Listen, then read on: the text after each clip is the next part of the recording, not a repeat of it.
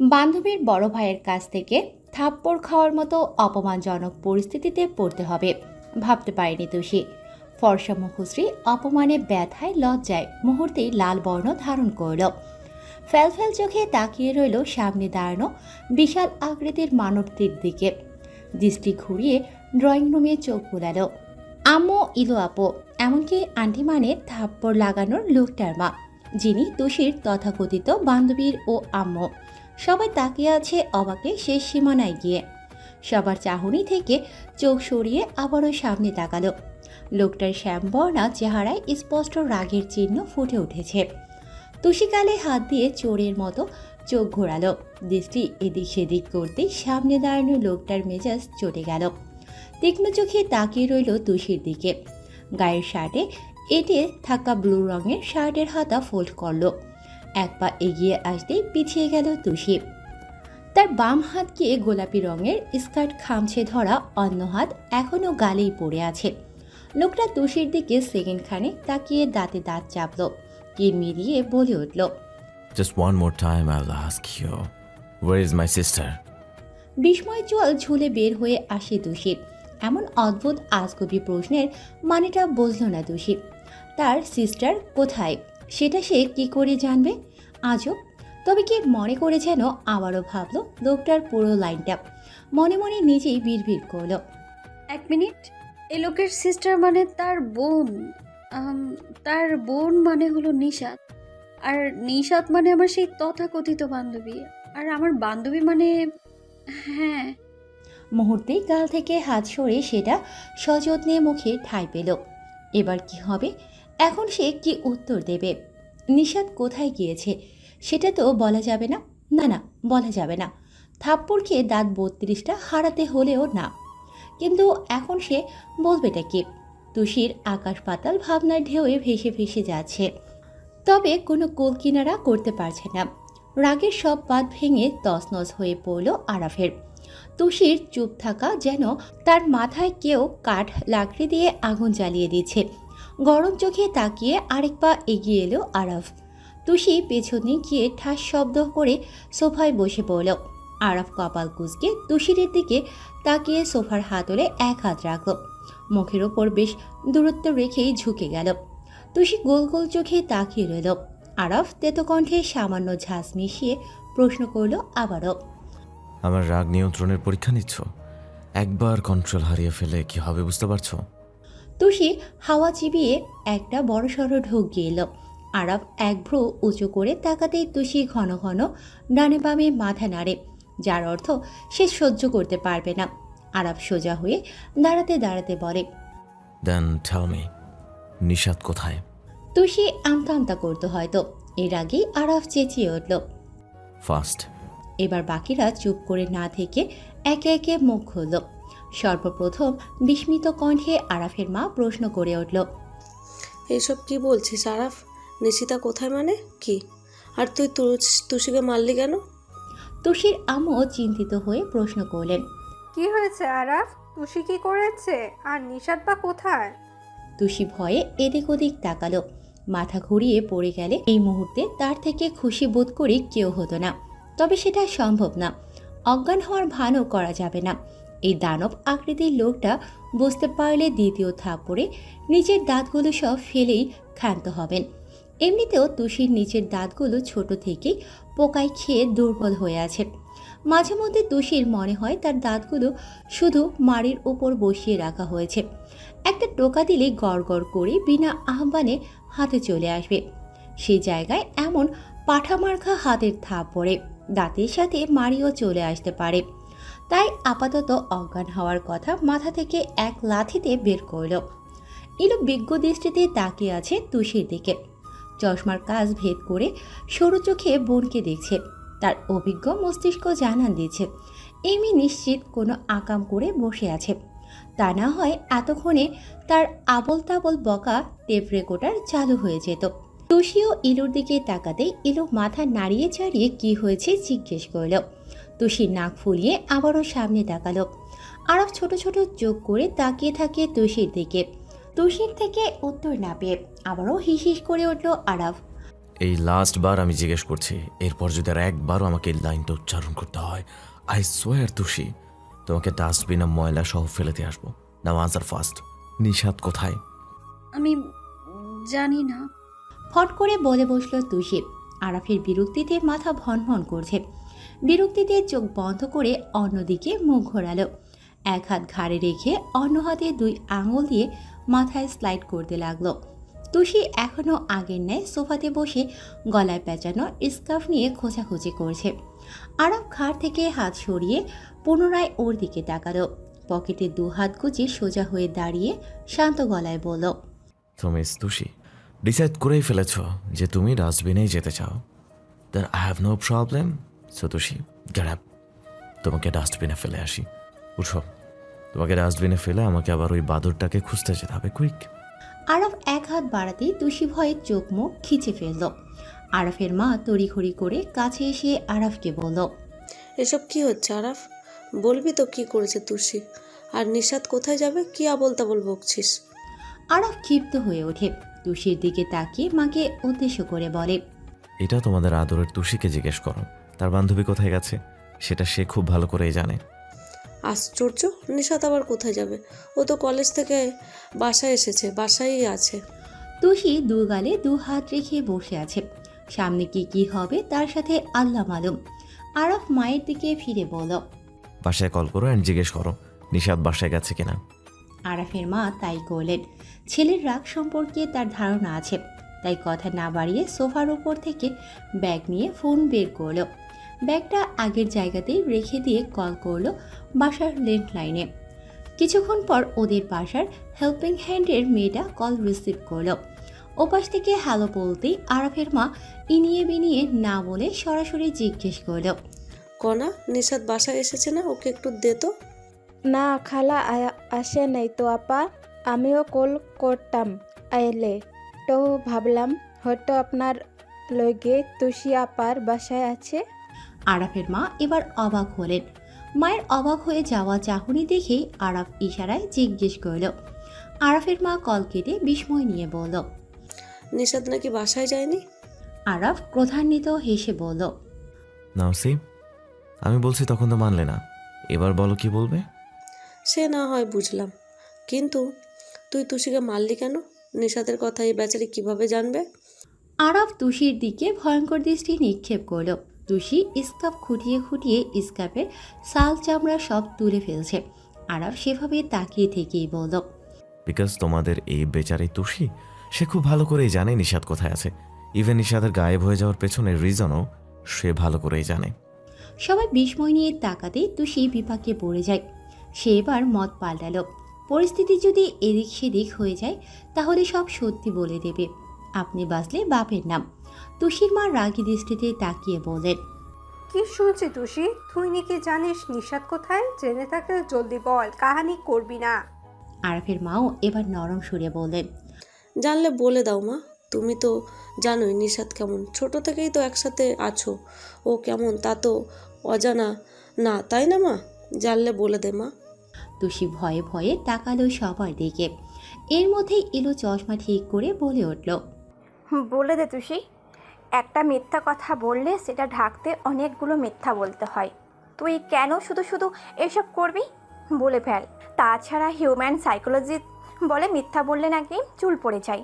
So please, আমি চাই না আমার বোনকে কেউ ন্যাড়া বলুক। তুষির এমন অদ্ভুত কথা শুনে ইচ্ছে করলো ইলুকে গিয়ে এক ধাক্কায় ডোবায় ফেলে দিয়ে আসতে। তবে এখন শান্ত থাকলো। আল্লাহর নাম নিয়ে শেষবারের মতো একটা বাঁচার অবলম্বন করতে বলল। আমি সত্যি কথা সম্পূর্ণ হওয়ার আগেই আরাফ তুষির হাত ধরে একটারে বসা থেকে উঠে দাঁড় করালো। রক্ত লাল চোখে তাকিয়ে বলে উঠল, আর একটা মিথ্যাও টলারেট করবো না। ইলু যা বস্তা নিয়ে আয়, ওকে বস্তায় ভরে দেন, ডাস্টবিনে ফেলে আসবো। ইলু ও মাথা উপর নিচ নাচিয়ে বলল, আচ্ছা আচ্ছা, আনছি আরাফ ভাই, আনছি। ইলু এক দৌড়ে কই জানি গেল। তুষি ভয়ার্থক চোখে তাকিয়ে থাকে আরাফের দিকে। আরাফ তা দেখে বাঁকা হাসে। তুষি হাত মোছড়ামোছড়ি করছে। তুষির মা এবার ধমকে উঠলেন, বলছিস না কেন? আর একটা থাপ্পড় কিন্তু আমিয়ে দিব, জলদি বল। এর মাঝে ইলু ইয়া বিশাল বস্তা নিয়ে হাজির। তুষি হা করে বস্তার দিকে তাকিয়ে আছে। এই মুহূর্তে ইলুকে তার ফাটিয়ে এক চটকানা লাগাতে ইচ্ছে করছে। আনবি যখন ছোট একটা বস্তা আনতি, এত বড় বস্তায় কি ওর মতো ছোট্ট একটা শরীর মানানসই? তুষি ইলুর দিকে চোখ গরম করে তাকাতেই ইলু সবগুলো দাঁত বের করে দাঁতের উজ্জ্বলতা দেখিয়ে দিল। আরাফ তুষির হাত এক হাত দিয়ে শক্ত করে ধরে বলল, miss Tushi, are you ready? আশা করি আপনি আপনার ডাস্টবিনময় লাইফ হ্যাপিলি লিড করবেন। আরাফ এক হাত দিয়ে বস্তাটা হাতে তুলে নিল। তুষি যখন দেখলো কেউ ওর হয়ে কিছুই বলছে না, তখন সে আর চুপ করে থাকতে পারল না। বান্ধবী প্রীতির ইতি টেনে ধরফর করে বলে উঠল, না না, ফেলবেন না প্লিজ, ফেলবেন না। হ্যাঁ হ্যাঁ, আমি জানি, আমি সব বলছি। আরাফ বাঁকা হাসলো। সে জানতো তার এই ট্রিক্সটা কাজে আসবে। তুষির আগাগোড়া বেশ ভালোই জানা তার। আরাফ হাত ছেড়ে দূরে সরে গেল। তুষি কাঁপতে কাঁপতে সোফায় বসে বলল। আরাফ তীক্ষ্ণ চোখে তাকিয়ে আছে তুষির দিকে। বাকিরা সবাই উৎসুক চোখে তাকিয়ে আছে। তুষি সবার দিকে পূর্ণ দৃষ্টি ফেলে আর চোখে আরাফের দিকে তাকালো।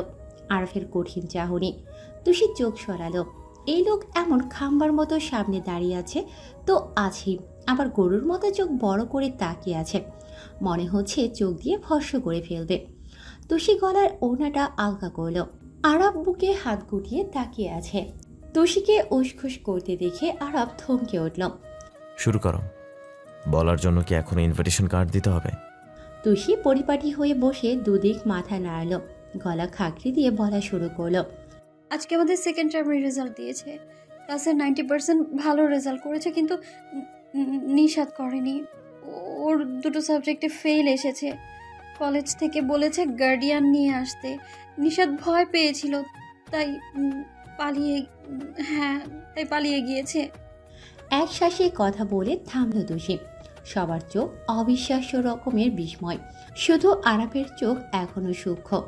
ইলু তুষির কথা শুনে কিছু একটা ভেবে লাফ মেরে বলল, তুই কি পেয়েছিস? তোকে যে আমি নাকের ভেতর মাথার ভেতর দিয়ে ঠেসে সব পড়া ঢুকালাম, তা তুই কি করছিস?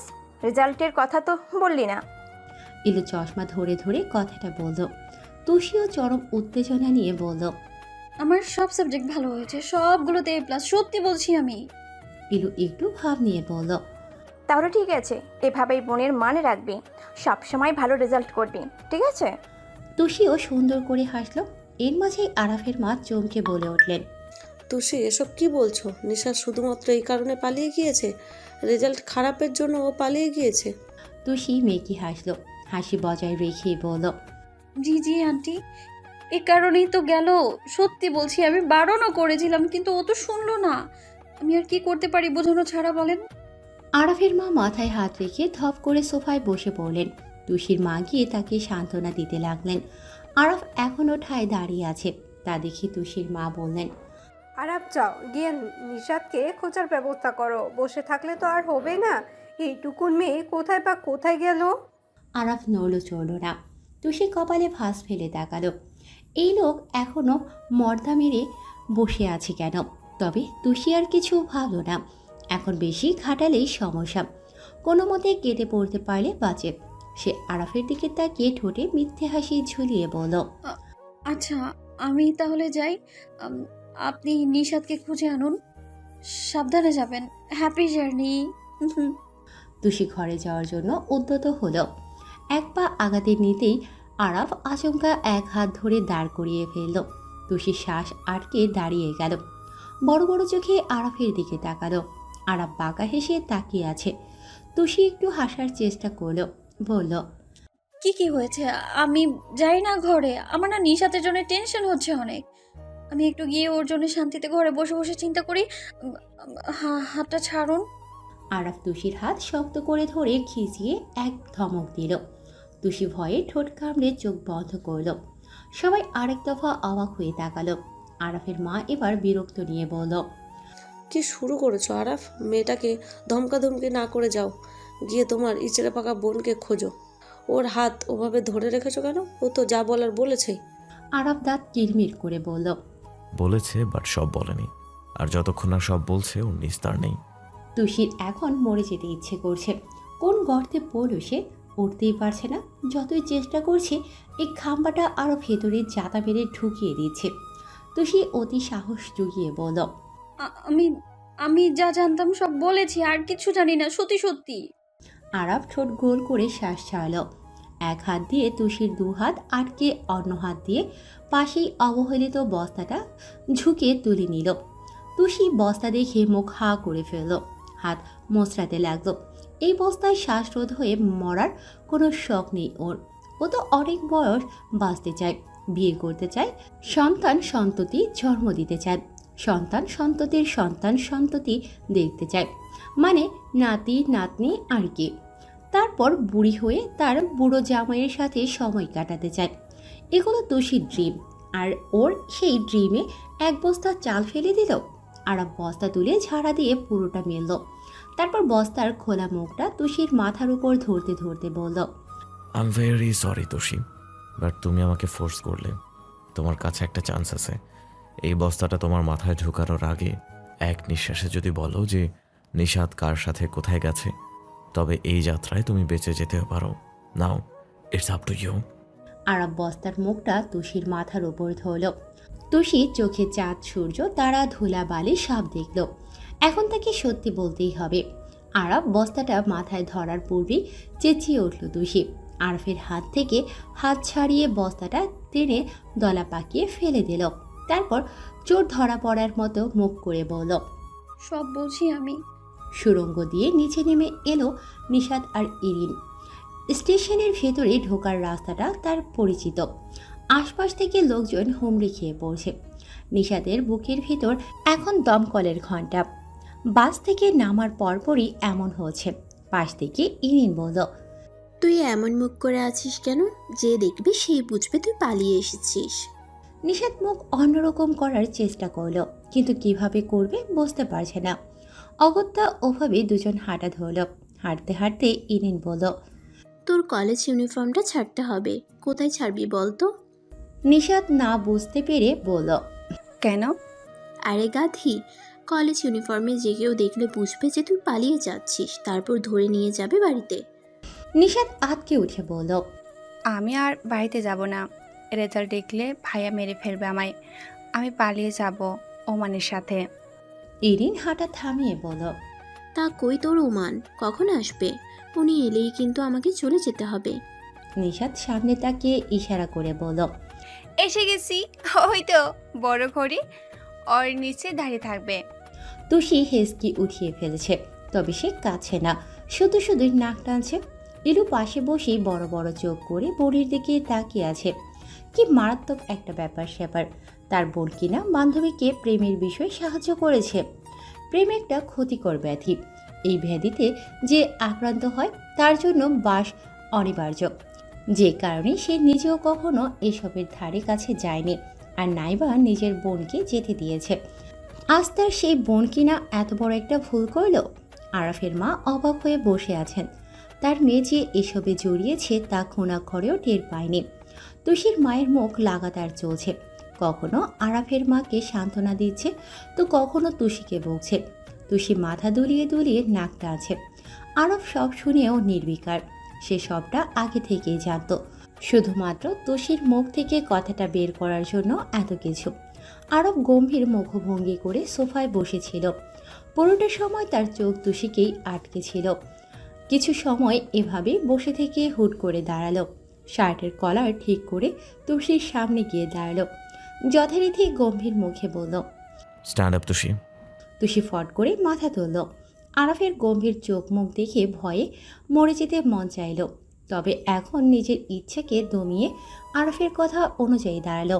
আরাফ তুষিকে দাঁড়াতে দেখেই বলল, জাস্ট 10 মিনিটস, এর মধ্যে রেডি হয়ে এসো। তুষি ভ্যাবাচাকা খেয়ে গেল। সে এখন কোথায় যাবে যার জন্য রেডি হতে হবে? তুষিকে দাঁড়িয়ে থাকতে দেখে আরাফ কপট রাগ দেখিয়ে বলল, যাচ্ছ না কেন? 10 মিনিটের মধ্যে রেডি হয়ে আসো। বই। আরাফ কথা থামিয়ে আপাতমস্তক দেখল তুষির।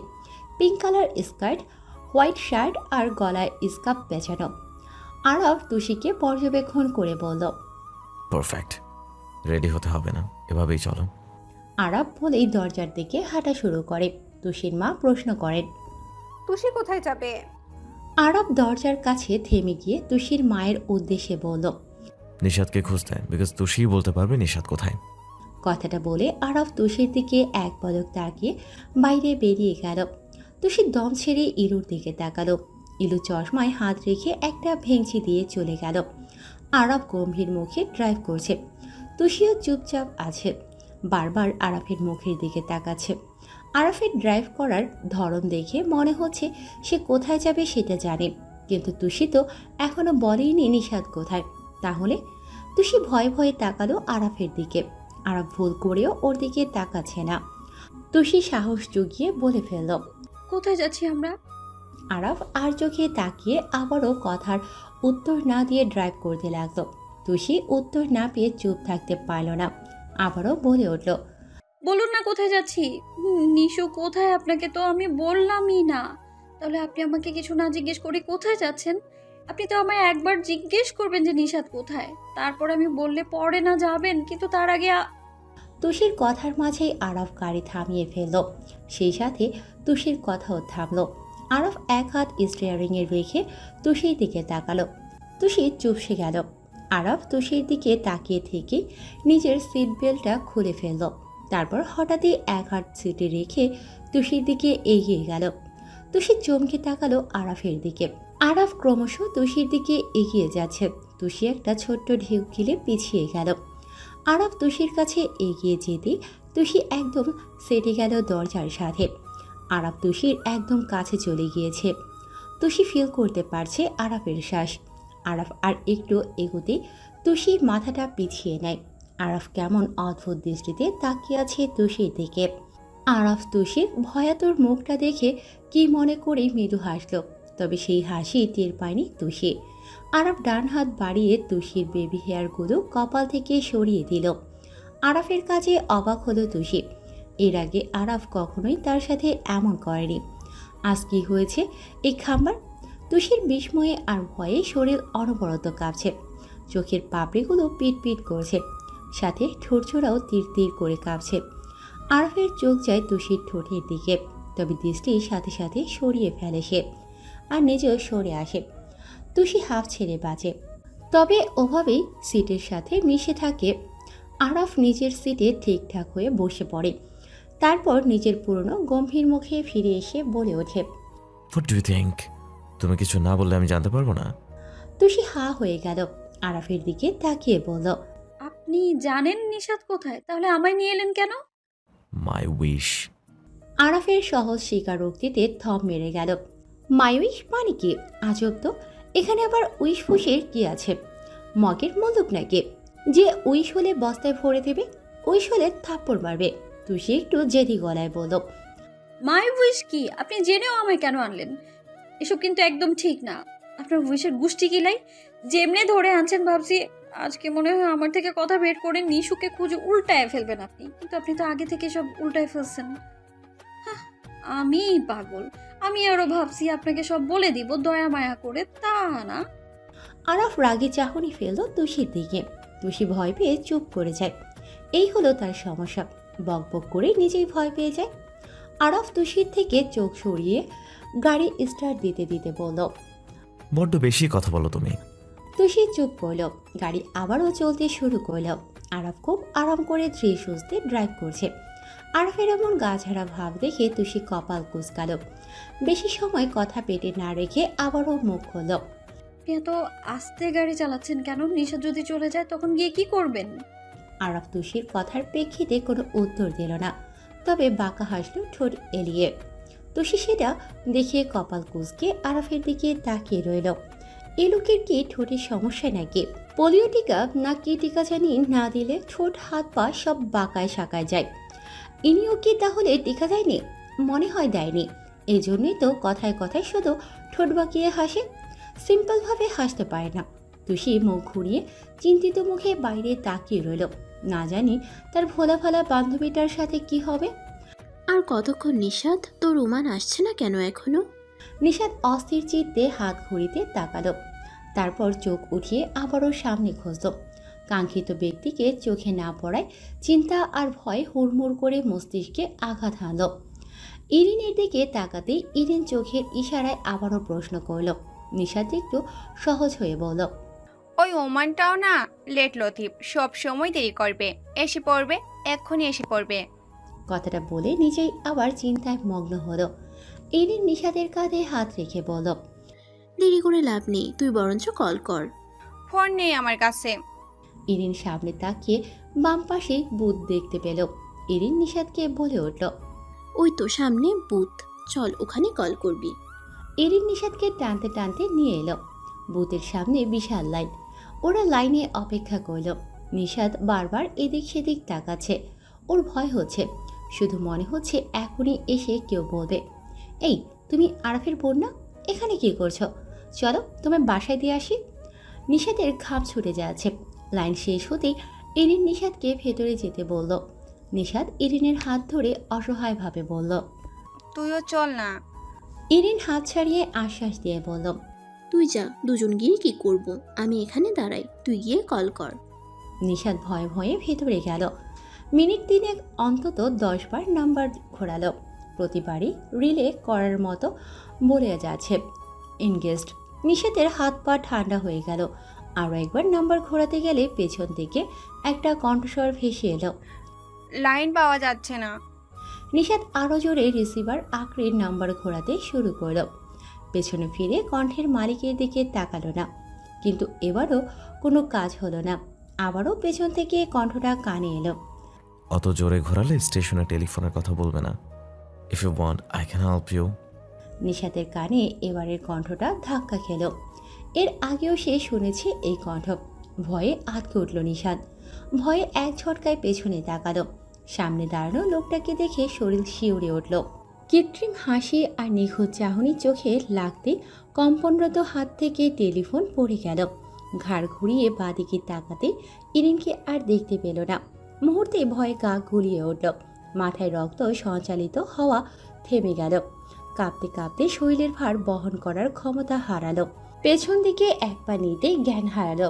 বাঁদিকে পড়ে যেতে নিতেই সামনের লোকটা টেনে নিজের বাহুবন্ধনে আবদ্ধ করল। হাঁটুতে মুখ গুজে অনবরত কেঁদে যাচ্ছে নিশাত। সে এখন নিজের ঘরে নিজের বিছানার উপর বসে আছে। আরাফের মা মেয়ের পাশেই চুপচাপ বসে আছেন। নিশাত কাঁদতে কাঁদতে খেমে নিয়ে একাকার হয়ে গেছে। নিশাত অজ্ঞান হয়ে গিয়েছিল। জ্ঞান ফেরার পর নিজেকে নিজের ঘরেই দেখে। যা বোঝার বুঝে গেল সে। নিশাতের মা এখনও মেয়েকে কিছুই বলেনি, কারণ নিশাতকে বলার জন্য অলরেডি দুজন আছেন, যারা একবার বলা শুরু করলে আর তৃতীয় কারো কিছু বলার প্রয়োজন নেই। নিশাতের কান্নার মাঝেই ঘরের দরজাটা খুলে কেউ একজন ভেতরে এলো। নিশাত হাঁটু থেকে মুখ উঠিয়ে সামনে তাকালো। আরাফ এসেছে। নিশাত হুট করে আবার কেঁদে দিল।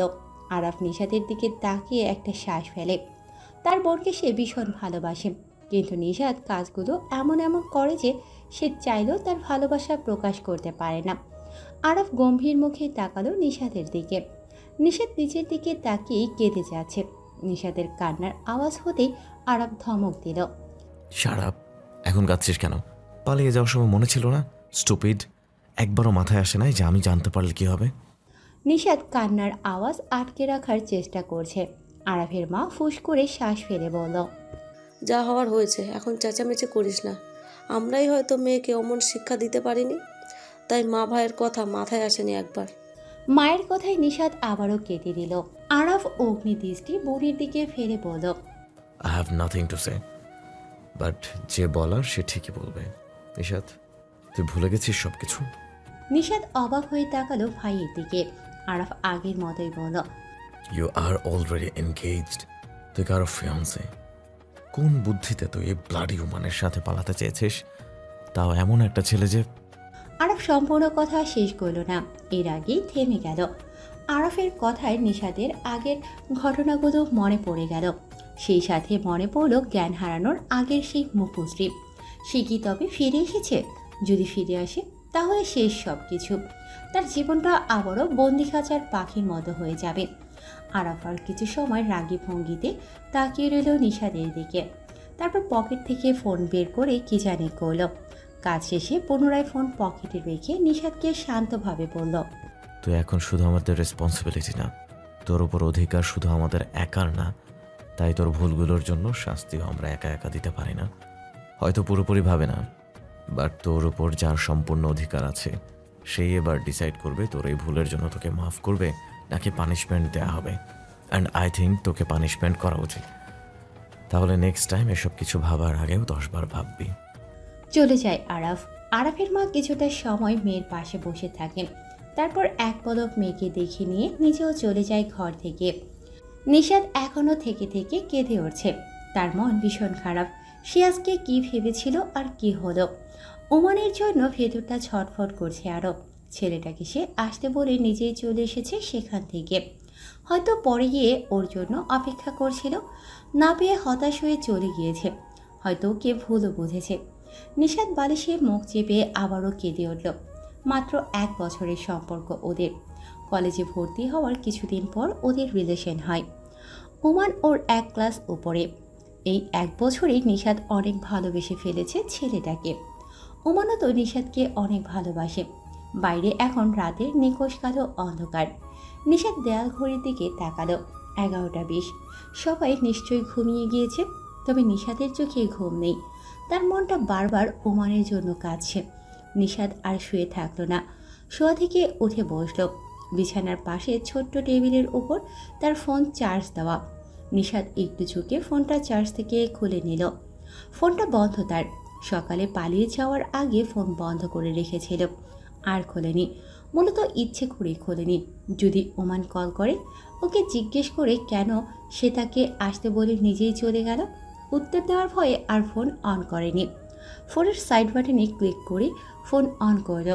ফোনের লক খুলতেই একে একে 45টা মিসড কল নোটিফিকেশন পেল। সবগুলোই ওমানের। থমকে গেল হৃস্পন্দন। কতটা ডেসপারেট হয়ে গেলে মানুষ এতবার কল করে। নিশাত আপন মনে আবারও কেটে দিল। ফোন নিয়ে বারান্দায় চলে গেল। কাঁপা কাঁপা হাতে কন্ট্যাক্টে গিয়ে ওমানের নামটায় প্রেস করল। ফোনটা কানের কাছে নিতেই হয়তো 2-1 বার রিং হলো। সাথে সাথেই কেঁপে উঠল শরীর। শরীরের ভাঁজে ভাঁজে কম্পন সৃষ্টি হলো। ভয়ে কেঁপে উঠল এক একটা শিরা উপশিরা। এক শক্তপোক্ত হাত নিশাতের পেট আঁকড়ে আছে। নিশাত স্তব্ধ হয়ে গেল। হাতের মালিক এবার অন্য হাত দিয়ে নিশাতের কাঁধ টেনে আনল। নিশাতের পেট লোকটার বুকের সাথে মিশে গেল। নিশাত এখনও ফোন কানে রেখে স্তব্ধ হয়ে আছে। লোকটা 2 হাতে দিয়ে প্রবলভাবে পেছন থেকে নিজের সাথে জড়িয়ে নিল। মুখ নামিয়ে নিজের থুতনি নিশাতের ঘাড়ে রাখল। নিশাত এখনও চুপ হয়ে আছে। কি হচ্ছে, কেন হচ্ছে, কিছুই তার বোধগম্য হচ্ছে না। অন্যদিকে ওমানের কল কেটে গিয়েছে, কিন্তু ফোন এখনও তার কানেই ধরে রাখা। লোকটা নিশাতের ঘাড়ে নিজের মুখ ডোবালো, গভীরভাবে নিজের ঠোঁট ছুঁয়ে দিল। সময় নিয়ে সেভাবেই থাকলো। পর মুহূর্তে মুখ তুলল, অগ্নিচোখে নিশাতের দিকে তাকালো। নিশাত এখনও সেভাবেই আছে। লোকটা হাতের বাঁধন আলগা করে কিছুটা দূরে গেল। তারপর নিশাতের ডান হাত টেনে নিজের দিকে ঘোরালো। নিশাতের হাত থেকে ফোনটা ফ্লোরে পড়ে গেল। নিশাত তাকালো লোকটার দিকে। অন্ধকারে দুটো চোখ যেন জ্বলে উঠছে। নিশাতের বুক ধড়ফড় করছে, কিছুই বোধগম্য হচ্ছে না তার। লোকটা এক ভ্রু উঁচিয়ে ঘাড় কাত করে তাকালো। নিশাতের ফোলা ফোলা চোখ জানান দিচ্ছে কতটা কেঁদেছে সে। লোকটা হুট করে নিশাতের কাঁধ চেপে ধরল রেলিংয়ের সাথে। নিশাত ব্যথা পেয়ে বিনা শব্দে চোখ বন্ধ করে ফেলল। লোকটা নিশাতের মুখের উপর ঝুঁকে নিচু তবে ক্রোধান্বিত কণ্ঠে বলে উঠল, কোন সাহসে তুমি পালিয়ে যাওয়ার চেষ্টা করেছ? কি ভেবেছিলে তুমি আমার চোখ এড়িয়ে চলে যাবে আর আমি কিছুই টের পাবো না? ভাবলে কিভাবে? নিশাত ভয়ে চোখ বন্ধ করে আছে, সেই সাথে কাঁধে চাপ লাগায় ব্যথাও পাচ্ছে। নিশাতের ভয়ার্থক মুখ দেখে লোকটা যেন খুশি হলো। ঠোঁট প্রসারিত করে হাসল। কি চমৎকার সে হাসি। নিজের মুখটা এগিয়ে নিয়ে গেল নিশাতের মুখ বরাবর। বাঁদিকে ঝুঁকে কানের কাছে গিয়ে ফিচেল কণ্ঠে বলল, ইউ আর টু মাচ ফুল নিশু সোনা। আমার হাত থেকে তুমি কখনোই ছাড়া পাবে না। আমার থেকে পালিয়ে গিয়ে যদি তুমি ভেবে থাকো যে আমার থেকে তুমি মুক্তি পাবে, then you are totally wrong baby. You are my lifeline. এই জীবনে তোমার আমার থেকে মুক্তি নেই সোনা। বলে কানের লতিতে চুমু খেলো। নিশাতের দম বন্ধ হয়ে এলো। সারাদিনের ধকল আর কান্নার ফলে শরীর এমনিতেই দুর্বল। তার মধ্যে আবার এখন ভয়ে আর ব্যথায় শরীর একটুও শক্তি পাচ্ছে না। বন্ধ চোখ ধীরে ধীরে বুঝে এলো। মস্তিষ্ক অচল হয়ে এলো। চোখ পুরোপুরি বন্ধ হয়ে যাওয়ার আগে এটুকু অস্পষ্ট স্বরে বলল, স্যার রিত, আমার দম বন্ধ হয়ে যাচ্ছে। দ্বিতীয়বারের মতো হেলে পড়ল লোকটার ওপর। হৃদ এক হাতে জড়িয়ে ধরে নিশাদকে। হৃদ এক হাতে নিশাদের সম্পূর্ণ ভয় নিয়ে অন্য হাতে নিশাদের মুখটা উপরে তোল। চাঁদের আলোয় নিশাদের ফুলে যাওয়া মুখটার মায়ায় পড়ে গেল হৃদ। ফুস করে একটা শ্বাস ছাড়ল, নিচু হয়ে পাজা কোলে তুলে নিল। রুমের দিকে যেতে যেতে নিশাদের দিকে তাকিয়ে অতি আফসোসের সহিত বলে উঠল, ইটস নট ফেয়ার নিশাত, এসেছিলাম তোমাকে ধমক দিতে, বাট তুমি এবারও আমাকে নিজের মায়ায় আটকে ফেললে। বারবার জ্ঞান হারিয়ে তোমার ঘুমন্ত মুখটার মায়ার জালে ফাঁসানোটা কি খুব জরুরি? তুষি রেডি হয়ে মায়ের সাথে চলে এসেছে নিশাদের বাসায়। আজ শুক্রবার থাকায় কলেজ অফ, তাই সকাল সকালেই চলে এসেছে। ওর মনে যে উসখুস করছে, তার প্রাণপ্রিয় বান্ধবীর কী অবস্থা সেটা না জানা পর্যন্ত শান্তি নেই তার। গতকাল যে কি হলো কিছুই বুঝতো না। আরব গাড়ি নিয়ে চরকির মতো কিছুক্ষণ ঘুরিয়ে আবারও ওকে ওর বাড়িতে এনে নামিয়ে দিয়েছে। তুষি যখন ঘুরে ফিরে আবারও নিজের বাসায় এসে নামলো, তখন চোখ কোটর থেকে বেরিয়ে এসেছিল। পেছন ফিরে আরাফের কিছু বলতে যাবে, তার আগেই দেখে আরব গাড়ি নিয়ে হাওয়া। তুষি বলদের মতো এদিক সেদিক তাকিয়ে বক বক করতে করতে চলে গিয়েছিল বাসায়। তাই আর নিশাদের খবর জানা হয়নি। মাকে যে জিজ্ঞেস করবে সেই সাহসও হয়নি। মা আগে থেকে রেগে আছে। এখন কিছু জিজ্ঞেস করতে গেলে কানের নিচে থাবড়া মেরে মুখ বেঁকিয়ে দেবে। পরে ওই খাম্পার মতো ঠোঁট বাঁকিয়ে হাসা লাগবে। তুষি নিশাদের বাসায় এসে কোনো দিক না তাকিয়ে দৌড়ে নিশাদের ঘরে চলে যায়। আর তুষির মা যায় নিশাদের মায়ের কাছে। নিশাদের ঘরের দরজা খোলাই ছিল। তুষি ঘরে গিয়ে দেখতে পেল নিশাদ ঘুমোচ্ছে। নিশাদের মুখটা একদম শুকনো। তুষি ধীর পায়ে নিশাদের কাছে গেল। বিছানার উপর বসে নিশাদকে দেখতে লাগলো। নিশাদের মুখটা একদম শুকিয়ে গিয়েছে, বন্ধ চোখগুলো ফুলে আছে, চোখের কোণে পানি শুকিয়ে গিয়েছে। তুষি কাঁদো কাঁদো চোখে নিশাদকে দেখল। তারপর আচমকাই ওনা মুখে চেপে কেঁদে উঠল। আরে আমার বান্ধবীটা রে, একদম শুকিয়ে গিয়েছিস। কে বলেছিল তোরে পালাইতে বলতো? খায়া দায়া কাজ পাস নাই না? ওই ছোলা মুরগির সাথে তোকে কেন পালাইতে হবে? বুঝি না বাবা, কি যে ভালোবাসা তোর ওই ছোলা মুরগির জন্য, আজীব। কান্নার মাঝে শেষের কথাগুলো বলতে গিয়ে সিরিয়াস হয়ে গেল তুষি। তুষি ঠিক হয়ে বসে নিশাদের মাথায় হাত বুলিয়ে দিল। হঠাৎই ওর চোখ যায় নিশাদের কাঁধের দিকে। টি শার্টের হাতাটা কাঠ থেকে অনেকটাই নিচে নেমে গিয়েছে। তুষি ভ্রুকুচকে তাকিয়ে চোখ বড় বড় করে ফেলত। নিশাদের কাঁধে মোটা কিছু একটা দাগ, যেন লম্বা একটা কিছু দিয়ে মারা হয়েছে।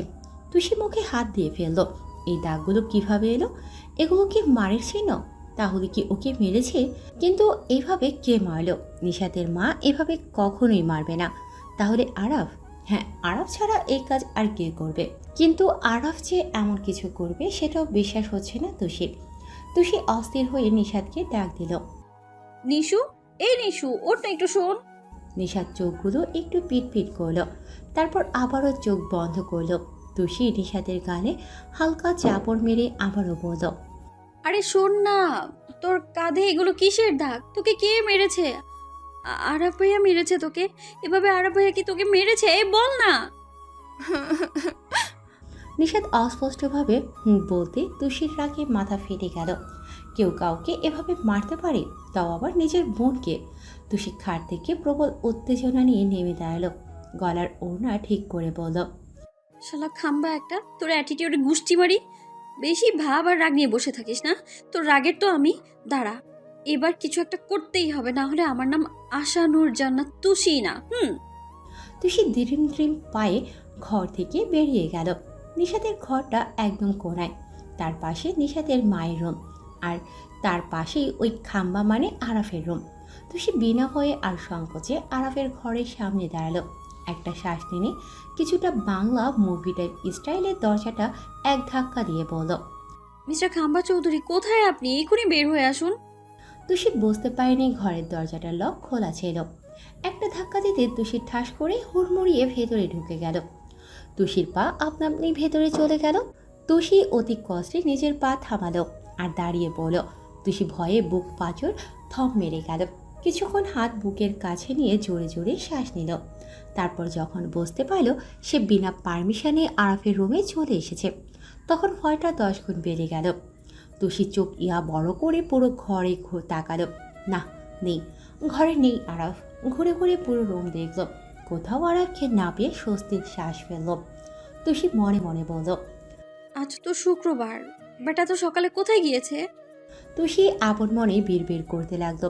হঠাৎই ওর চোখ যায় খাটের উপর সুন্দর করে রাখা আরাফের সাদা শার্টের দিকে।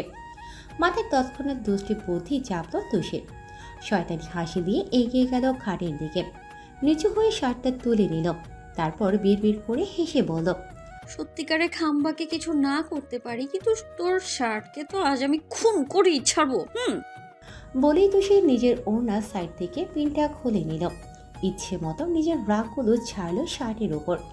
পিন দিয়ে ইচ্ছে মতো ডাক টানলো আরাফের শার্টে, সাথে কয়েকবার দাঁত দিয়ে কামড় দিল। সাথে সাথে শার্টে তুষির ঠোঁটের লিপস্টিকের দাগ বসে গেল। নাও ইটস পারফেক্ট, একদম আপনার উপযুক্ত হয়েছে মিস্টার খাম্বা। What are you doing? গম্ভীর কণ্ঠস্বর। পিলে চমকে উঠল তুষির। ফট করে পেছনে ঘুরল। আরাফ ওয়াশরুমের সামনে দাঁড়িয়ে আছে, পরে শুধু তার একটা জিন্স। হয়তো ঘরে এসে তুষির করা ছিন্ন ভিন্ন হয়ে যাওয়া শার্টটা পরত। আরাফকে এমনভাবে দেখে তুষির পৃথিবী ঘুরে গেল। আরাফ তীক্ষ্ণ চোখে তুষির হাতে ধ্বংস হয়ে যাওয়া নিজের পছন্দের শার্টের দিকে তাকালো। আরাফ শার্টের বেহাল অবস্থা দেখে আর বুঝতে বাকি রইল না এগুলো কার কাজ। ভয়ঙ্কর দৃষ্টি ফেলল তুষির দিকে, দাঁতে দাঁত পিষে বলে উঠল, হাউ ডেয়ার ইউ! বলতে বলতে এগিয়ে এলো তুষির দিকে। তুষির চমকে পিছিয়ে গেল। আজ আর রেহাই নেই। ভেবেছিল দ্বিতীয় থাপ্পড়টা কিছুদিন পর হয়তো তার গালে পড়ার সৌভাগ্য হবে, কিন্তু তার ভাগ্য একটু বেশিই ভালো। থাপ্পড়টা মনে হচ্ছে আজকেই খেতে হবে। তুষি পিছিয়ে গেল, হাতের শার্ট খামছে ধরল। এই মুহূর্তে পালাতে পারলে তার থেকে বেশি খুশি আর কেউ হবে না, কিন্তু পালাবে কীভাবে? সামনে তো খাম্বা। আরাফ এগিয়ে এলো তুষির দিকে। তুষি ভয়ে পেছাতে পেছাতে কাবারের সাথে লেগে গেছে। হাত পা নিমিশে নিজ মসজিদে কাঁপাকাঁপি শুরু করে দিল। আরাফের চোখ মুখে রাগের আভা ফুটে উঠেছে। আরাফ এগিয়ে এসে তুষির দুপাশে কাবারে হাত রাখল। তুষি বড়সড় চোখ করে তাকালো। আরাফ তীক্ষ্ণ চোখে তাকিয়ে আছে। তুষি আরাফকে এত কাছ থেকে এই প্রথম দেখছে। আরাফের চুলগুলো হালকা ভেজা, হয়তো শাওয়ার নিয়েছে। তুষি যখন আরাফের ভেজা চুল দেখতে ব্যস্ত, তখন আরাফ শান্ত স্বরে জিজ্ঞেস করে, আমার শার্ট ছিঁড়েছ কেন? তুষির চমকে ওঠে, দ্রুত চোখ নামিয়ে আরাফের চোখের দিকে তাকায়। আরাফের চোখ অসম্ভব গম্ভীর। তুষি ভয়ে ঢোক গেল। সে যে এভাবে ধরা পড়ে যাবে বুঝতে পারেনি। আর এই খাম্বা যে ওয়াশরুমে ছিল সেটা তো মোটেও বোঝেনি। বুঝলে কখনই সে দেশে বাঘের ঘুমায় ঢুকত না। আরাফ তুষিকে চুপ থাকতে দেখে কপালে ভাঁজ ফেলে। এক পা বাড়িয়ে আরও ঝুঁকে গেল তুষির দিকে। তুষি ভয়ে একদম লেগে গেল কাভারের সাথে। আরাফ দাঁত চেপে জিজ্ঞেস করে, মুখে ট্যাপ লাগিয়ে রেখেছো নাকি? কথা কানে যায় না? কিছু জিজ্ঞেস করছি তুষি, আমার শার্ট ছিঁড়লে কেন? তুষি ভয় শেষ। এখন কি উত্তর দেবে? সত্যিটা বলে দেবে? নিশাদকে মেরেছে বলে প্রতিশোধ নিতে এসেছে? অসম্ভব, মেরেই ফেলবে। আবার না বললেও তো মেরে ফেলবে। ধুর ধুর। তুষি আবারও আরাফের দিকে তাকালো। আরাফের ভাবমূর্তি পরিবর্তন হয়নি। তুষি মনে মনে কিছু একটা সাজাতে চাইছে। তুষির মাথায় চট করে কিছু একটা এলো। হুট করে ক্যাবলা কান্তের মতো হেসে বলে উঠল, আমি তো ছিঁড়ি নাই তো, আমি ইঁদুর ইঁদুর ইঁদুর দাঁত দিয়ে কুট কুট কুট কুট করে কামড়ে ছিঁড়ে ফেলেছে। হ্যাঁ, ইঁদুরই তো ছিঁড়েছে, সব দোষ ওই ইঁদুরের। আরাফের চোখ মুখ শক্ত হয়ে এলো। ঠাটিয়ে এক চড় লাগাতে ইচ্ছে করলো এই বাচাল মেয়েটাকে।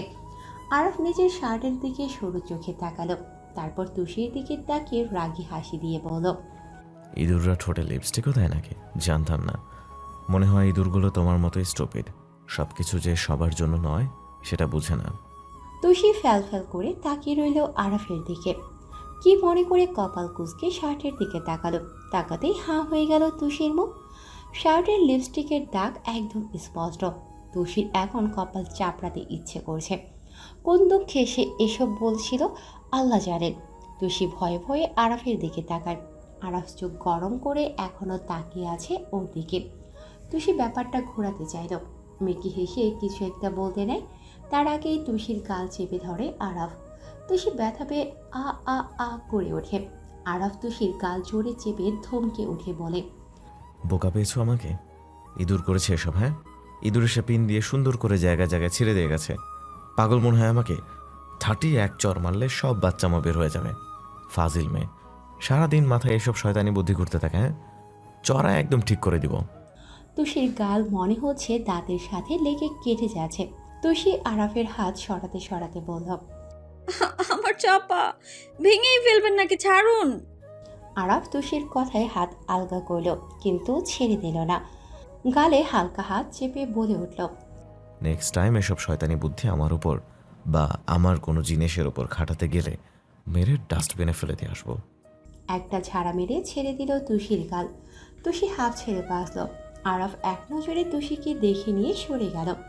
আরাফ সরতেই তুষি হাতের শার্টটা ফেলে দেয় বিছানায়। উত্তর দক্ষিণ না দেখে এক দৌড় দিতে নেয়, তার আগেই হাত ধরে টান মারে আরাফ। তুষি হাতের টান খেয়ে আবারও আগের জায়গাতেই চলে আসে। তুষি আরাফের দিকে তাকিয়ে আবারও ভয় পেল। আরাফ তুষির হাত শক্ত করে ধরে আছে। তুষি ভয়ে ভয়ে জিজ্ঞেস করল, আবার কি? আর করবো না এমন, হাত ছাড়ুন। আরাফ তুষিকে প্রশ্ন করল, তুমি আমার শার্ট কেন ছিলে? এখন আনসার দাও। উত্তর না দিয়ে কোনো ছাড়াছাড়ি নাই।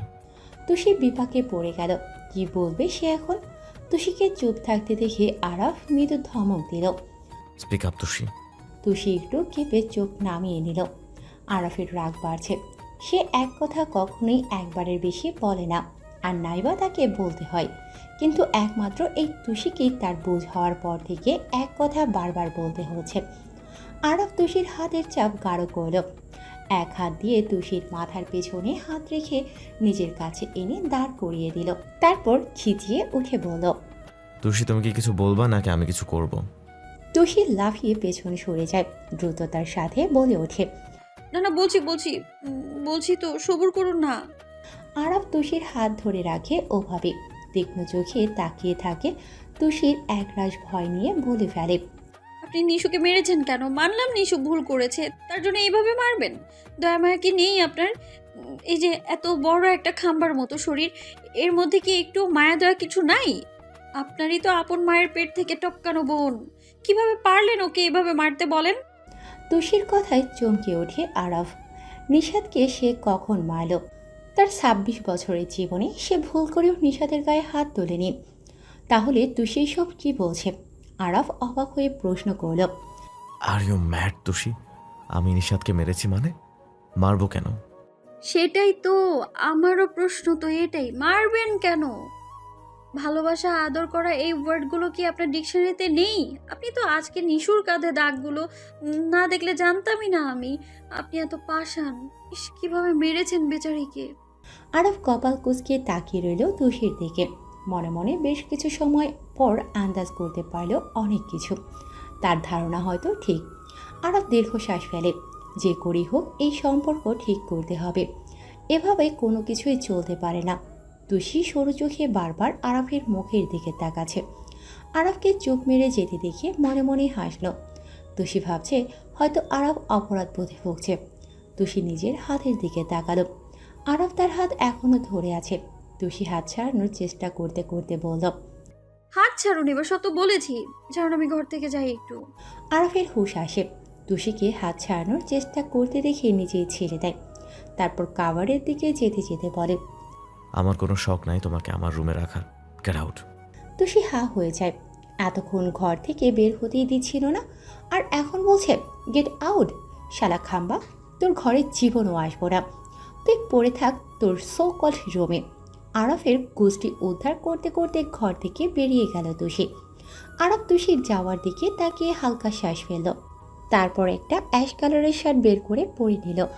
আজ দুপুরের খাবার তুষি আর তুষির মা আরাফদের বাসায় করবে। ইলুকেও কল করে আসতে বলে দিয়েছে। ইলু বলেছে কিছুক্ষণের মধ্যেই চলে আসবে। এটা প্রথম না, এর আগেও তুষির ফ্যামিলি বহুবার আরাফদের বাসায় থেকেছে, একসাথে খেয়েছে। আবার আরাফরাও গিয়েছে তুষিদের বাসায়। তুষি আর নিশাদ সেম এজের, ওদের ফ্যামিলি আগে থেকেই পরিচিত। মূলত তুষির বাবা আর আরাফের বাবা দুজন দূর সম্পর্কের ভাই ছিল। তারা একসাথে বিজনেস শুরু করেছে। বর্তমানেও তারা দুজন বিজনেসের জন্যই বাহিরের দেশে আছে। আরাফ এখানের বিজনেস টুকটাক সামলায় বলতে শুধু একটু দেখে আসে, বাকি কাজ ম্যানেজার নিজেই দেখে। আরাফ স্টাডি করছে, মাস্টার্স কমপ্লিট করতে আর মাত্র 1 বছর বাকি। আর ইলু অনার্স ফার্স্ট ইয়ারে। ইলু ভীষণ পড়ুয়া মেয়ে, তার জীবন পড়াশোনাময় জীবন। পড়ালেখা ছাড়া তার আর অন্য কিছুতেই ইন্টারেস্ট নেই। তার শুধু একটাই কাজ, সেটা হলো পড়া। প্রেম থেকে সে 10 কিলোমিটার দূরে থাকে। যদিও কোনো ছেলে তাকে প্রপোজ করে তাহলে সে উত্তরে একটা কথাই বলে, আমি আপনার প্রপোজাল অ্যাকসেপ্ট করবো, বাট আপনাকে আমি হায়ার ম্যাথ থেকে কিছু সূত্র জিজ্ঞেস করব। সঠিক উত্তর দিতে পারলে রাজি, না দিতে পারলে সরি, নিজের রাস্তা মাপেন। তুষি তখন পেঁচিয়ে ঘুরিয়ে এমন কোশ্চেন করে যে ছেলেগুলোর অবস্থা তখন যাচ্ছে তাই হয়ে যায়। আর যদি হয় আর্টস বা কমার্সের ছাত্র, তখন তো তালের অবস্থা ছেড়ে দে মা, কেঁদে বাঁচি। ইলু তার পড়াশোনাময় জীবন নিয়ে বেশ আছে। ফিউচার বিয়ে নিয়ে আপাতত তার মাথা ব্যথা নেই। আর তুষিও ভালো স্টুডেন্ট। সে ইলুর মতো ব্রিলিয়েন্ট না হলেও খারাপ স্টুডেন্ট না। পড়াশোনায় তারও আগ্রহ আছে, সে উকিল হতে চায়, এটা তার স্বপ্ন। সারাদিন যতই দুষ্টুমি করুক, পড়াশোনার বেলায় সে একদম সিরিয়াস। নিশাত তাদের থেকে আলাদা। আরাফ, তুষি বা ইলুর মতো সে পড়াশোনাতে ভালো না। টেনে টেনে এসেছে কলেজ পর্যন্ত। নিশাত অনেক আবেগপ্রবণ মেয়ে, তার জীবনে ভালোবাসাই সব কিছু। আর তার ভালোবাসার সবটা জুড়ে শুধু ওমান। দুপুরের সময় সবাই ডাইনিং রুমে ছিল। নিশাতও চুপ করে সোফায় বসে আছে। মূলত তাকে জোর করে বসিয়ে রাখা হয়েছে। নিশাতের মাই কাজটা করেছেন, সে পণ করেছেন। এখন থেকে সে নিজের মেয়েকে চোখে চোখে রাখবে। তার মেয়েকে চোখে চোখে রাখলেই সব ঠিক হয়ে যাবে। নিশাত আর তুষির মা রান্নাঘরে খাবারের আয়োজন করছে। আরাফ বাইরে গিয়েছে। তুষি নিশাতের পাশে গালে হাত রেখে বসে আছে। নিশাতের মুড অফ। তুষি বেশি সময় চুপ থাকতে পারে না। নিশাতের গা ঘেঁষে বসে পড়ল, তারপর অতিশয় বিরক্ত নিয়ে বলল, নিশু হয়েছে তো, এমন মুখ কালো করে আর কতদিন থাকবি বলতো? নিশাতের ভাবভঙ্গি পরিবর্তন হলো না, চুপ করে আগের ন্যায় পড়ে রইল। তুষির বিরক্তিতে গা রিড়ি করে উঠল। নিশাতকে এভাবে তার দেখতে ভালো লাগছে না। সে একটা খোঁচা মারল। নিশু, মুখ কালো করা বন্ধ কর। দিন দিন যে পরিমাণ কাইল্লা হচ্ছিস রে, কেউ বিয়ে করবে কিনা সন্দেহ আছে। নিশাত খাপছাড়াভাবে বসে রইল। তুষি মুখ বিকৃত করে বলল, ধুর, মরে গেলি নাকি? মরে গেলে যাই ফেসবুকে একটা পোস্ট দিয়ে আসি। রিপ নিশাত, অনেকদিন পর ফেসবুকে শেয়ার করার মতো কিছু একটা তো পেলাম। নিশাতের মন কোনো দিকে নেই। সে এখন সুযোগ খুঁজছে কখন সে ওমানকে কল করবে। এই ওমানটাও নিজে থেকে কল করছে না, কিন্তু সে তো হাত গুটিয়ে বসে থাকতে পারে না। তাকে তো কল করতেই হবে, কিন্তু তুষি থাকায় করতে পারছে না। তুষি ফোন বের করে সত্যি সত্যি পোস্ট করার জন্য টাইপ করতে লাগলো। তখনই কলিং বেল বেজে ওঠে। তুষি ফোন রেখে লাফিয়ে ওঠে দরজা খুলে দেওয়ার জন্য। সে ভেবেছে ইলু এসেছে। তুষি যেতেই নিশাতের চোখ মুখের রং পরিবর্তন হয়। এই তো সুবর্ণ সুযোগ ওমানকে কল করার। সে দ্রুত পায়ে ঘরে চলে গেল কল করতে।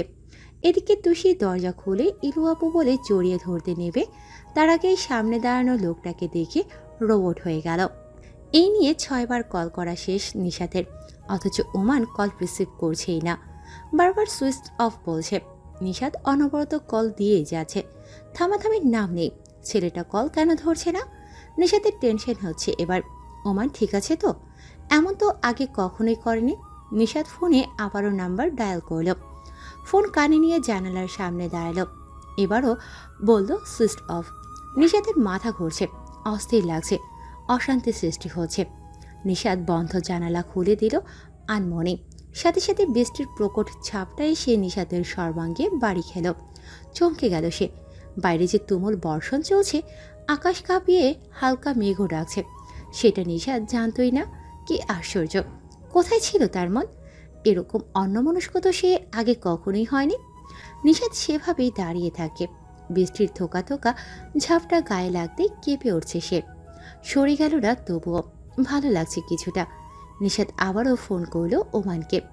এবারও সুইচ অফ হতেই বিরক্তিতে চ শব্দ উচ্চারণ করল। আগের নাম্বারে প্রেস করতেই থেমে গেল সে। পেছন থেকে সেই চিরচেনা ভয়ঙ্কর রাশভারী কণ্ঠস্বর, নিশাতের নিউরন পর্যন্ত নাড়িয়ে দিল। প্রেমিক ফোন রিসিভ করছে না, আমি কি সাহায্য করব? নিশাতের মাথা ঘুরে এলো। এই কণ্ঠ শুনে তার শরীর স্থির হয়ে গেল। পেছন ফিরে কণ্ঠের মালিককে দেখার ইচ্ছে মোটেও নেই তার। শক্ত হয়ে দাঁড়িয়ে রইল। সে চায় না এই মুখটা দেখতে, কখনোই চায় না। ঘৃণা করে সেই এই মুখশ্রী। সম্পূর্ণ মানুষটাকেই সে ঘৃণা করে। ঘাড়ে ভেজা শীতল স্পর্শ পেয়ে কেঁপে উঠল নিশাত। নড়াচড়ার শক্তি মৃদু পরিমাণেও নেই। হৃদ ঘাড় থেকে চুল সরিয়ে দিল। বৃষ্টির ঝাপটা নিশাতের গায়ে লাগায় প্রায় ভিজে গেছে সে। হৃদ সন্তর্পণে সেই ভেজা চুল সরিয়ে দিল ঘাড় থেকে।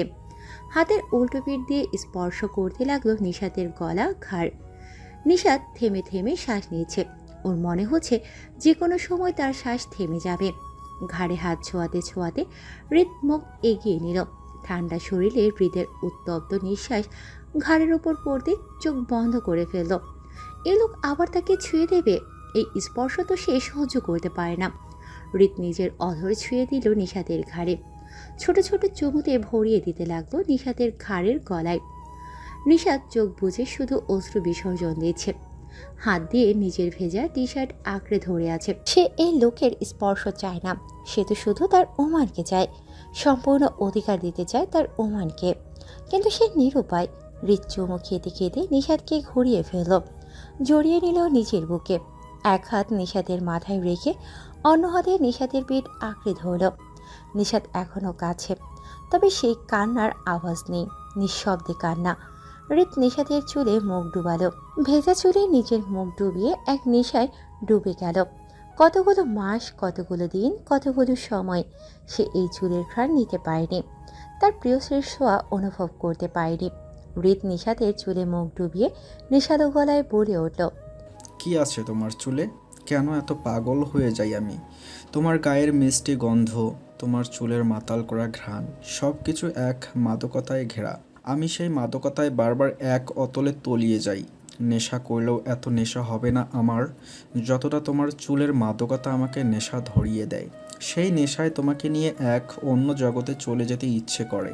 সমস্ত নিয়ম বাধা লঙ্ঘন করে তোমাকে একদম নিজের করে নিতে ইচ্ছে করে, একদম নিজের।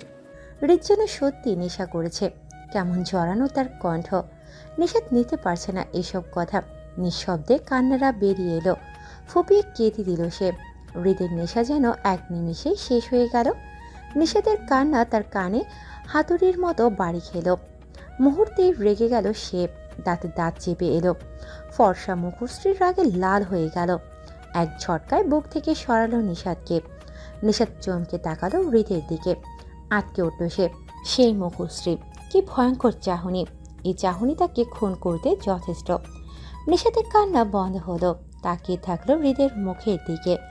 হৃদ নিষাদের কাঁধ খামছে ধরে। ব্যথার জায়গাতে পুনরায় ব্যথা লাগায় চোখ মুখ কুঁচকে ফেলে সে। রাগ বাড়ে হৃদের। নিষাদের কাঁধ ধরে নিজের মুখ বরাবর উঁচু করে তাকে ক্ষুব্ধ কণ্ঠে বলে ওঠে, আমার স্পর্শ সহ্য হয় না, এই জন্যই তো আমি ছুটতে গেলেই তোর চোখ থেকে অশ্রু গড়িয়ে পড়ে। ঘৃণায় চোখ মুখ কুঁচকে ফেলিস। এত ঘৃণা করিস আমাকে? নিষাদ ঠোঁট কামড়ে কান্না আটকানোর চেষ্টা করছে। তার খুব ইচ্ছে করছে বলতে, হ্যাঁ হৃদ, আমার আপনার স্পর্শ সহ্য হয় না। আপনার স্পর্শ গায়ে লাগানোর থেকে মরে যাওয়া ভালো। কিন্তু বলতে পারেনি কিছুই। নিষাদকে চুপ থাকতে দেখে বাঁকা হাসে হৃদ। নিষাদের ভেজা চোখে ফু দেয়। চোখ বন্ধ করে ফেলে নিষাদ। হৃদ বাঁকা হেসে বলে, ঘৃণা করলেও I have nothing to do babes. সারা জীবন তোমার আমার সাথেই থাকতে হবে, আমার স্পর্শ সহ্য করতে হবে। তোমার জন্য বেটার এটাই হবে যে আমাকে ঘৃণা করা বন্ধ করো, না হলে এত ঘৃণা নিয়ে আমার স্পর্শ সহ্য করতে পারবে না, একদম মরে যাবে। নিষাদের বন্ধ চোখে ঠোঁট ছুঁয়ে দিল হৃদ। নিষাদের কান্নার সাথে সাথে রাগ হু হু করে বাড়ছে। এতটা নোংরা মানুষ হয় কি করে? হৃদ নিষাদের ভেজা চেহারায় তাকিয়ে আছে। ভেজা চোখ, নাক, গাল, ঠোঁট সব কিছু তাকে টানছে। ভয়ঙ্কর একটা কিছু করে ফেলতে ইচ্ছে করছে তার। হুট করে কোলে তুলে নিল নিষাদকে। নিষাদ চমকে গেল। এত সময় চুপ থাকলেও এখন চুপ করে থাকতে পারল না। চেঁচিয়ে উঠল, আপনি কলে নিলেন কি জন্য? নামান, আমি কিন্তু চেঁচাবো, নামান please. No more words, it's time to shower baby. Nishat ভাবলো হয়তো হৃদ একসাথে শাওয়ার নেওয়ার কথা ভাবছে, তাই সে আরো পাগল হয়ে গেল। হৃদের কোলে থেকেই এক প্রকার লাফাচ্ছে আর অনবরত চেঁচিয়ে যাচ্ছে। হৃদ নিশাতকে ওয়াশরুমের ভেতরে নামিয়ে দিল, তারপর বের হয়ে চলে গেল। নিশাত অবাক হলেও স্বস্তি পেল, চুপচাপ ওয়াশরুমের দরজা বন্ধ করে দিল। আজ নিশাত আর তুষি কলেজে যাবে। নিশাত দুদিন ঘরেই ছিল, কিন্তু আজ তুষি ওকে জোর করে কলেজে নিয়ে যাচ্ছে। নিশাত আর তুষি সবসময় আরাফের গাড়িতে করেই যাওয়া আসা করে কলেজে। আরাফ ওদের কলেজে নামিয়ে দিয়ে নিজের ভার্সিটিতে চলে যায়। বর্তমানে নিশাত আর আরাফ গাড়ির ভেতর বসে অপেক্ষা করছে তুষি। গাড়িটা তুষির বাসার সামনে রাখা। 5 মিনিট হলো ওরা বসে আছে, অথচ এখনো তুষির আসার নাম নেই। আরাফ বিরক্ত হচ্ছে, এই মেয়ে সব কিছুতেই লেট। আরাফ 5 মিনিটে 100 বার মনে হয় ঘড়ি দেখে ফেলেছে। নিশাত জানালা দিয়ে বাইরে তাকিয়ে আছে চুপচাপ। আরাফ বিরক্ত হয়ে বলল, রিজ তুষি, নিশাত আসছে না কেন এখনো? এত টাইম নিয়ে কি করছে? নিশাত বাইরে থেকে চোখ সরিয়ে ভাইয়ের বিরক্তিতে ছেয়ে থাকা মুখটার দিকে তাকালো। পুনরায় মুখ ঘুরিয়ে বাইরে তাকালো। সামনের বটগাছের দিকে তাকিয়ে থেকে বলল, বললো তো রেডি হচ্ছে, এসে পড়বে এক্ষুনি। আরাফ শান্ত চোখে তাকালো নিশাতের দিকে। নিশাতের মলিন মুখটা দেখে বুকটা ধক করে উঠল আরাফের। আরাফ চেয়েও পারছে না তার বোনকে খুশি রাখতে, কারণ নিশাত যাকে ঘিরে নিজেকে খুশি রাখতে চায় সেই তার সমস্ত কষ্টের কারণ হবে। আরাফ দীর্ঘশ্বাস ফেলে। এর মাঝেই তুষি হুড়মুড়িয়ে গাড়ির ভেতর ঢুকে পড়ে। ব্যাক সিটে নিশাতের পাশে বসে পড়ে। বসেই নিচ থেকে নিশাতকে জড়িয়ে ধরে বলে, তোকে যে কত মিস করেছি রে নিশু, তোকে মিস করতে করতেই শেষ আমি। I love you. তুষির কথা শেষ হতেই আরাফ থমকে উঠল। ঠাটিয়ে এক চড় লাগাবো, ফাজিল মেয়ে। এতক্ষণ লাগে রেডি হতে? আটা ময়দা লাগাতে লাগাতেই টাইম শেষ করে ফেলে। দিন দুনিয়ার খবর থাকে না, স্টুপিড একটা। তুষি লাফিয়ে ওঠে ভয়ে। সামনে যে আরাফ আছে সেটা সে ভুলেই গিয়েছিল। তুষি ভ্রু কুঁচকে বলল, আপনি দেখেছেন আমি আটা ময়দা মেখেছি? লুক অ্যাট মাই কিউট মার্কা ফেস। আমি ন্যাচারাল বিউটি, কিচ্ছু মাখতে হয় না, এমনিতেই সুন্দর আমি। আরাফ কপাল কুঁচকে তুষির দিকে তাকায়। তুষি সত্যি মুখে কিছু লাগায়নি, কিছুই না, হয়তো একটু পাউডার দিয়েছে আর ঠোঁটে হালকা লিপ বাম। মায়াবী লাগছে তুষিকে। আরাফ তুষির পুরো মুখশ্রীতে চোখ বোলালো, চোখ আটকালো তুষির হালকা পিঙ্কিশ ঠোঁটের দিকে। আরাফের এক অদ্ভুত ইচ্ছা জাগলো, খুব করে ইচ্ছে করলো তুষির অস্থির চলমান ঠোঁট জোড়া ছুঁয়ে দিতে। আরাফ চোখ বন্ধ করে সামনে তাকালো। কি ভাবছিল সে এসব? আরাফ নিজেকে ধাতস্থ করল। লুকিং গ্লাসে একবার নিশাত আর তুষিকে দেখে নিয়ে গাড়ি স্টার্ট দিল। গাড়ির সাথে সাথে তুষির মুখ অনবরত চলছে।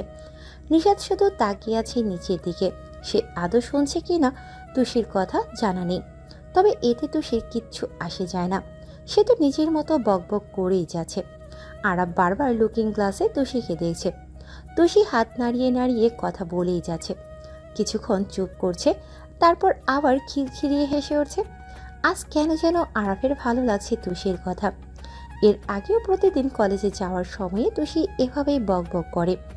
আরাফ প্রায়শই ধমক দিয়ে চুপ করিয়ে দিত, তবে আজ দিচ্ছে না। আজ তুষির কথার বলার ধরন, হাসির শব্দ, সব তার কেন যেন ভালো লাগছে। তুষি নিশাতকে কথা বলানোর জন্য এতক্ষণ বকবক করছিল, কিন্তু নিশাত চুপ করে আছে দেখে তুষি এবার নিশাতের কাছে ঘেঁষে বসলো।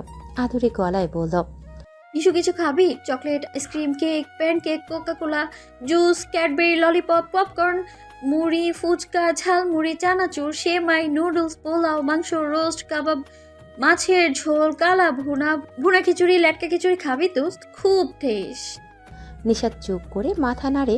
তুষি দাঁতে দাঁত চেপে বলে, তাহলে সিগারেট খাবি? ঢেলে দিই সিগারেট। আরাফ তুষির কথায় চোখ গরম করে তাকায়। তুষি আরাফের চোখ দেখে একটু চুপ হয়, কিন্তু থেমে থাকে না। আবারও একটু ভেবে বলে ওঠে, দোস্ত আজকে মুভি দেখবো নি? হ্যাঁ, কলেজে যেতে তো এখনো দেরি আছে একটু। এত করে চল ডিসাইড করে ফেলি কি মুভি দেখবো। তুষি ফোন বের করলো। আরাফের এখন একটু একটু বিরক্ত লাগছে তুষির বকবকানিতে, তবুও চুপ রইল, কারণ সে জানে তুষি নিশাতের মন ভালো করার জন্য এসব বলছে, তাই কিছু বলল না। তুষি ফোন বের করে কিছুক্ষণ কি যেন করে বলল, এই তো পেয়েছি, আমি নাম বলি, তুই শুনে বল কোনটা দেখবি। তুষি একের পর এক ইংলিশ মুভির নাম বলেই যাচ্ছে, থামছে আর নাম। আরবের ধমকে এবার নিশাত ও তুষি মুখ ফোলালো। সে কি এমন করেছে? তুষি যেই কয়টা মুভির নাম বলেছে তার একটাও সে দেখেনি, ও তো শুধু এমনিতেই বলছিল। আরব রেগে মেগেই আবার গাড়ি স্টার্ট দিল। তুষি নাক ফুলিয়ে চুপ করে রইল, বিড়বিড় করে বলল, আমি জানি মিস্টার খাম্বা আমায় পছন্দ করে না, অনেকেই করে না, তাতে আমার কি? इसमें तेरा घाटा मेरा कुछ नहीं जाता।